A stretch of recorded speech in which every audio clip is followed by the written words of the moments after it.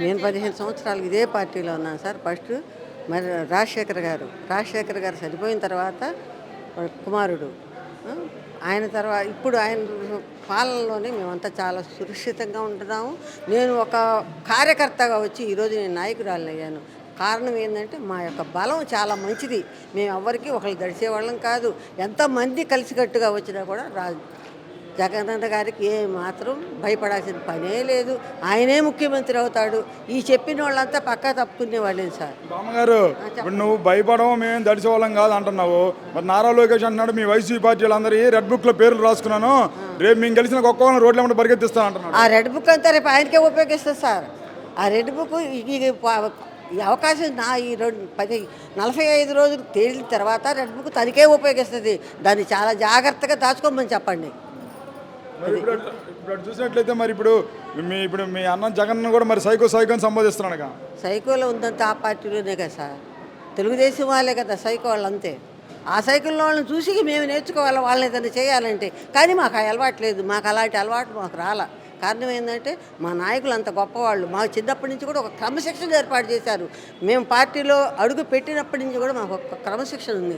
ఒకళ్ళని ఎత్తిపడవటం కానీ, ఒకళ్ళని ఏదన్నా తేడాగా మాట్లాడటం కానీ మాకు లేదు. మేము న్యాయంగా తిరుగుతాం, న్యాయంగా పరిపాలన చేస్తాం. మా ముఖ్యమంత్రి ఎప్పటికైనా కూడా జగనన్న గారే.